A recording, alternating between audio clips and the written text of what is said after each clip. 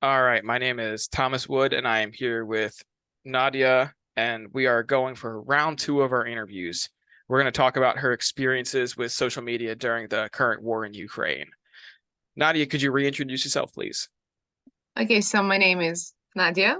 I come from Mykolaiv, the city in the south of Ukraine, the one that was heavily shelled since the beginning of the war until our troops, I cannot say set us fully free, but made it much easier because they got some territories back, and now we are not shelled that much. But the night I came back from Saarbrücken, yeah, the city was shelled.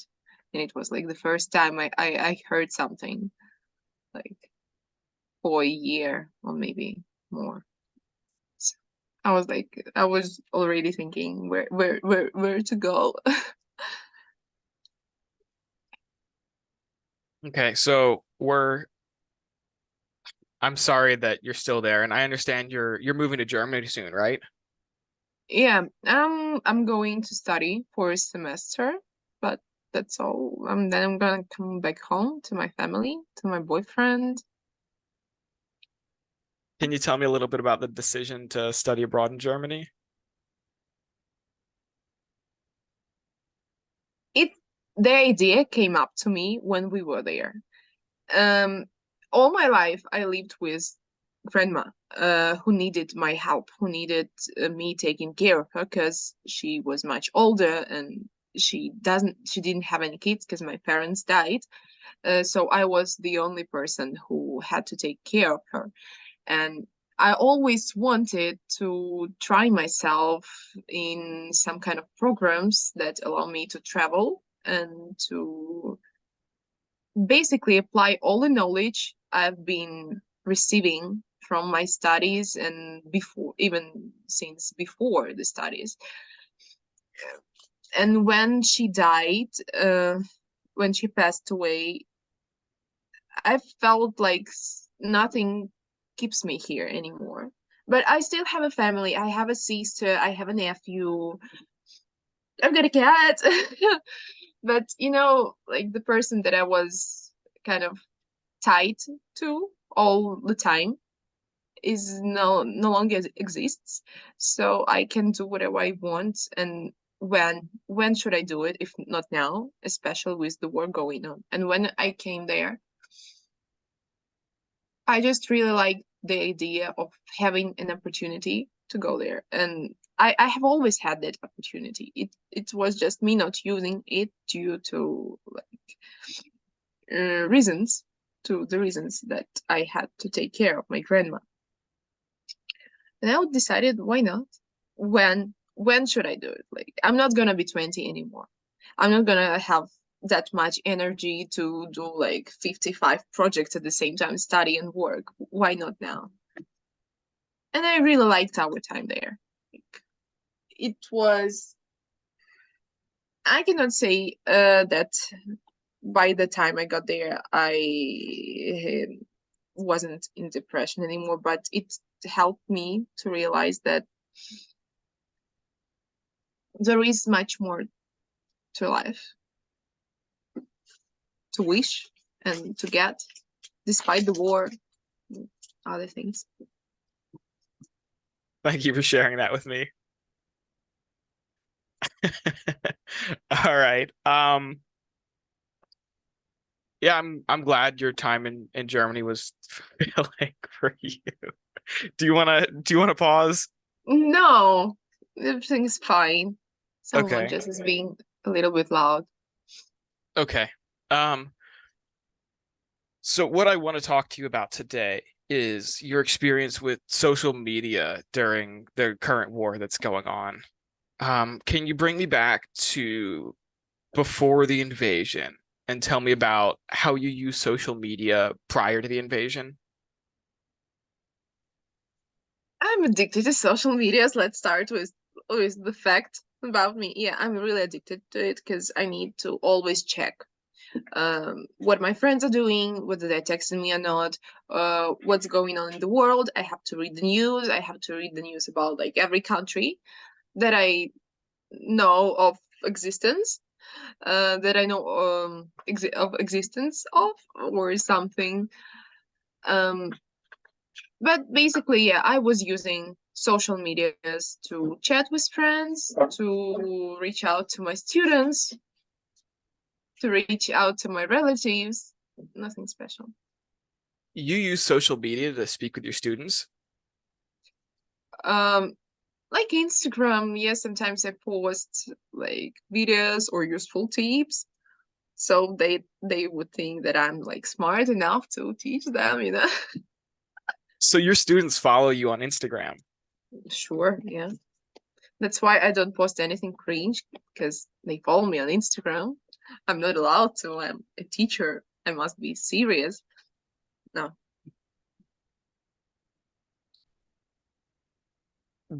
Did you get into, so you use, what social medias do you use? I use Instagram. Recently I've started using Facebook, but like Instagram, Telegram the most. Mm, mostly. Then WhatsApp, but it's like it's not a social media. I think it's more like a messenger. It doesn't make any sense bringing it up. But yeah, mostly Instagram and Telegram. Then I used to have Twitter, mm, maybe YouTube. Can we call it social media? Because I still can read comments and comment on videos that I like or don't like, or Yeah, fight with somebody else. I would say YouTube social media. No, okay. And how did your uses of social media change with the onset of the war, with the invasion? Could you come again, please? It How was did frozen. how did your use of social media change with the invasion by the Russians? So, as I've already told you that on the 24th of this February, sorry, December, February, um, when we woke up like at 5 a.m. because we were being shelled, and my friend was like, "Happy Explosion Day." I feel like since that moment, I haven't dropped the phone from my hands. Like I'm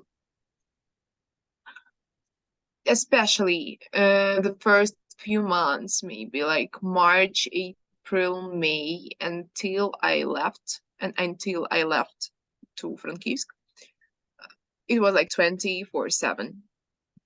I could wake up at night. Can you hear me? Yeah. I would wake up at night. Like I would wake 3, 4, 5 times um, during one night, checking whether my friends were fine, whether my sister and my nephew, whether her husband, whether they were okay. And it was like I fell asleep, then I felt like I had like inner alarm clock or something that would wake me up every 2 hours. And then during the day, you're on social media all the time. You're reading news, you're reading news, you're reading news. That's all you're doing. Because, I mean, we couldn't do anything else. That was my basic everyday routine. Wake up, brush my teeth, drink my coffee, read news, text friends, read news, text friends, fight with Russians at the beginning of the war, of the full-scale invasion. I was fighting with Russians a lot. Then I stopped, and then I feel like it's just like you being all the time with the phone in your hands, calling, texting, reaching out, being anxious if you can't reach out to somebody, um, getting lots of texts from people who care about you but who are abroad because they felt the pain, but it was just like differently and other things. But it was wild. It was like I feel like it's still kind of an abnormal usage of like everything, like social medias. But it started like back then. Can you tell me a little bit about what you mean by fighting with Russians online? Our president, he has an Instagram account, so no wonder that Russians, they also follow him. They write hate comments. And at the beginning, when we were being shelled, I was like, "Oh, fuck you! I hate you. You must." No, I'm kidding. I'm not such a person. I haven't wished death to like any Russian since the beginning of the war, and I'm not gonna do that because I believe that there is somebody else who decides such things, not me. But at the beginning, I feel like I cannot count the percentage of people who were trying to persuade Russians that it's not us attacking them, that there are no biolabs in Ukraine, that NATO isn't going to come closer to their borders or something. We just were trying to cancel and persuade them that everything they believed in was wrong. They were like, no, you know nothing about your country. I'm like, I'm Ukrainian. What do you know about my country? Who knows better about my country than I do? Maybe I don't know the whole truth, but like the overall picture, at least I like can understand that. Doesn't make sense. And yeah, I fought a lot with them. And then I was like, what am I doing this for? Nobody is actually listening to me. They're just trying to show their they were just trying to show um their views, their opinion down my throat, and I didn't need that. Whatever you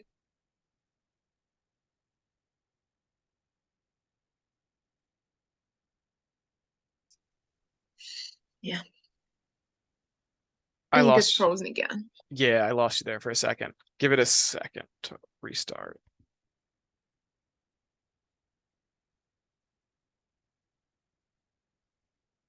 I'm gonna pause the recording and see if that helps. All right. Um, can you remember any specific arguments you had online? There was a lady. Actually, it was an Instagram account. I cannot call her a lady. Ladies don't say shit. Ladies don't act violent. Ladies are not rude. At least they try to be polite. And that disaster, she wasn't trying to be polite. Actually, it was her Instagram account for her, like, to show her works. She is like a nail master. Can I call like nail lady? Who is she? Like, that's her job, like to A make nail somebody's hands lady look for lack of a better word. a I nail don't. lady. Yeah, yeah, We have a let it word for it in be English. I don't know what it this word. is. I don't know either. So So what was the argument about? it was like under one of the posts about bombardments. I remember like something important was bombed, and then the post was the post appeared on somebody's um, account, but it's like one of it might have been Aristovich or like somebody important in Ukraine, like not a celeb, but like important for our economics or the people that are close to the government, I'd say that. And I remember just finding her comment just because I scroll through the comments all the time. I like reading and trying to understand what people mean and what they have in their minds and so. And she was like, "So, how do you feel, Ukrainians? Is it cool to spend your time in, uh, tell me, basements? Is it cool to spend time in basement?" And I remember the night. I remember how harshly we were shelled. And I was like, it's not that I wish you the same, but if any of you uh just like experience that, it would be great. But it wasn't like hate or something. I just told her that I thought would be fair. I mean, if we suffer, why don't you suffer? It's not that I want you to suffer, but if you felt that, if you had felt that, you would have never told what you did. And why do you think you felt the need to And respond to her?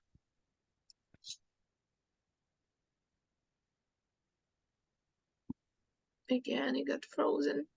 I can hear you. Just keep on going. Why do you think you responded to her?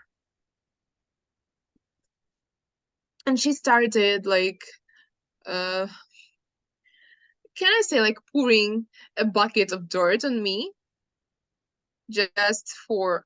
I didn't even wish her that. I was like, it would be fair if at least some of you experience the same what we are experiencing now, what we are going through now. I totally understand if you don't care about that.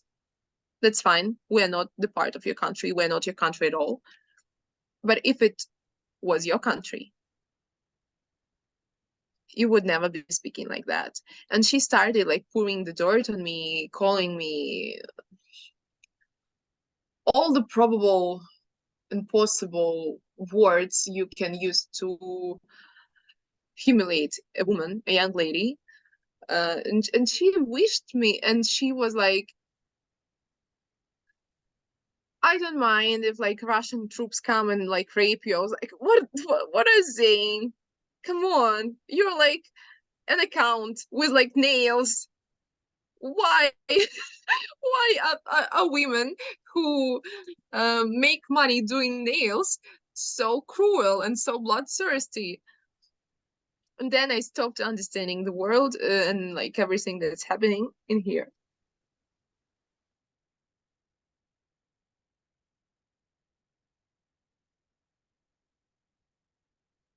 Can you hear me?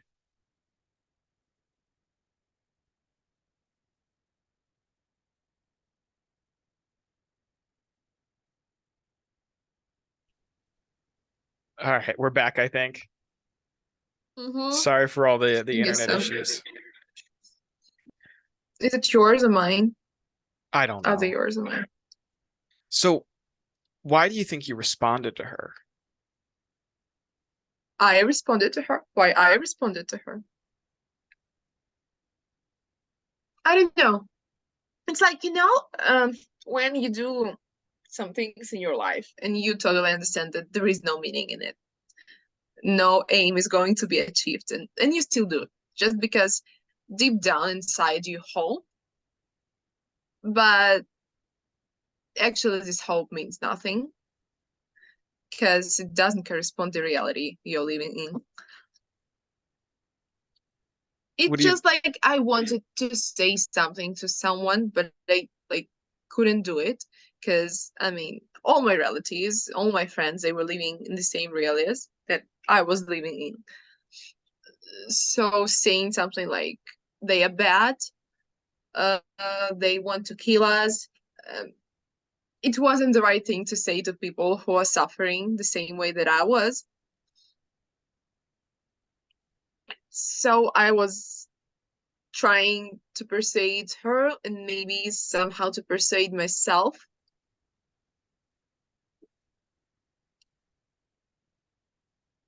because I remember I have already told you that I don't feel hate towards them.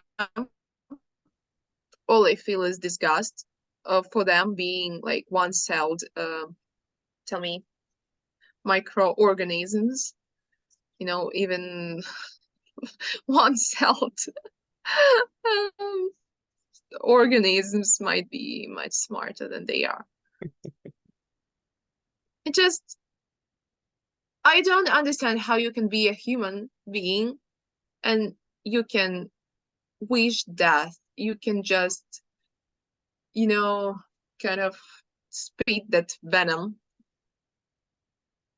like around like like a cobra. I don't know. And they are people. And I was raised in a family.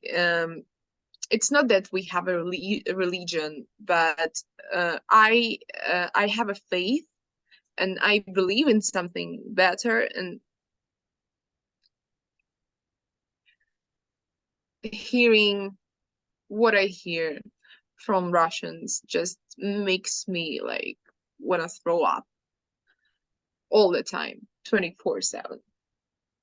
It's like they are not people. It feels like they're not people, like they are demons or something. And where did you do most of your arguing with people online? On Instagram, In okay. yeah, actually, I saw that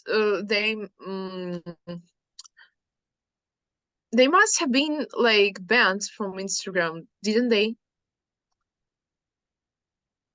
I don't know. With all the restrictions and how do we call that? I forgot the word. Sorry. I cannot like complete my thought because I forgot the word. It's like when the government of one country puts restrictions on the other country, and like Was lots of countries put those restrictions on Russia, and like I including felt like Instagram and they were Facebook. yeah, I saw that they were banned from Instagram and Facebook. They were like only allowed to use their like internal social medias. Can I say internal social medias? Their own social medias that they created. But I feel like they might be using VPN or something. And did you only argue with Russians? No, with Americans also. I like fighting with Americans. They're funny. But one thing is fighting with American about like genders, and the other thing is fighting with Americans about the war, the current war in Ukraine. And when those coach experts trying to feel you less smarter than you are, and you're like, I'm living in Ukraine. At least I can tell that I'm 100% sure in what I see, in what I hear, and what I experience here. And they're like, no, you're blinded by propaganda. And I was like, come on, who is blinded by propaganda? And when I read comments like Ukrainians must be dead, and it's like a wonder that Russia came and is trying to save Ukrainians. Have they that's my question to those Americans. Have they seen all those centers built to create those prosthetic facilities for Ukrainians? And after that, they are saying like, yeah, Russia did the right thing, coming there and killing Ukrainians because we are all fucking Nazis. Because when some Americans scream that they love America, nobody says that they are Nazis. When Russia attacks Ukraine and the Russians, they are screaming that we will die for Russia. They are not Nazis, and we somehow are. But all we do is that we want our territories back, and we won't just live in peace. And we are Nazis. Do you see any logic there? Because I don't. Can you give me an example of an argument you had with Americans online? It's like I have to think a little bit. Mostly it was because of the money. Um, like the US government is stealing from us, but actually my friend, she told me that she had read an article saying that it's like if we take how do you call it, like gross income, no? GDP, gross domestic product? Yeah, that's one. So you don't really waste that much money on us. It was like $11 per one American. Like, yeah, I remember the man saying that they are taking away my taxes to sponsor the war in Ukraine. I was like, actually, personally, I don't need your taxes because because we also pay taxes. Do we sponsor war in Ukraine? That do those people know about Budapest Memorandum? Have they heard anything? What is the Budapest Memorandum? Mm, isn't wasn't Oh, oh, okay. on security assurance Yeah, in the connection agreement. with Ukraine? Yeah, that the treaty of non that we said no to like nuclear weapons, and US were supposed to protect us in case somebody attacks us. Wasn't it like this? No. That did in fact happen, yes. Yeah, I was kind of studying history in school, but it was at school.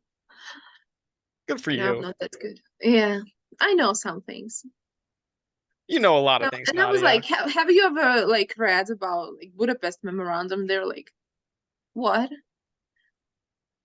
But I don't like hold any grudges because you are a big country, and what I'm always saying is the bigger the country is, the less educated people are here, unfortunately.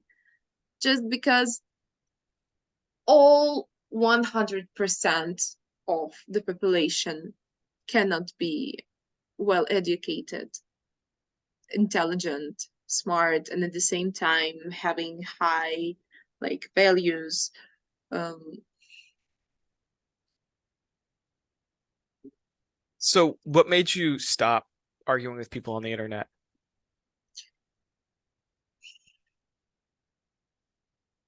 I don't have that much energy, resources.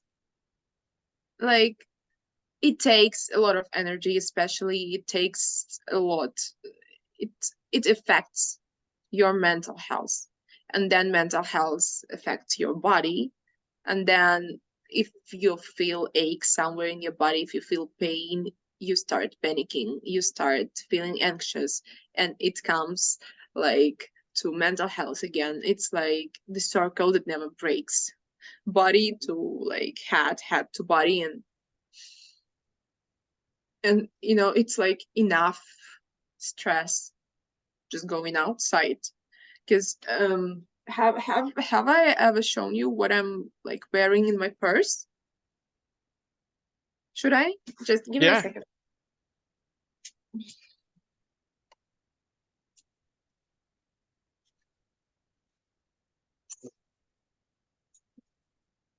So this is my purse. Like every lady has a purse.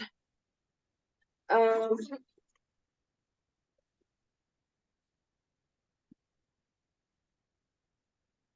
it's tourniquet. What is it? Stop bleeding.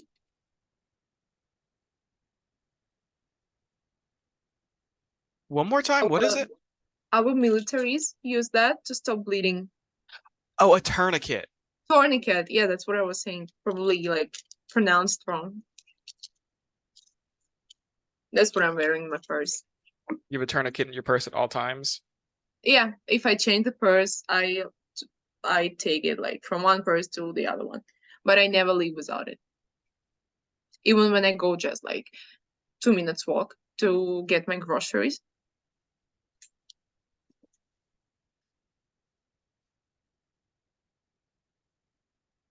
Yeah, something like this. When when did you stop arguing with people on the internet?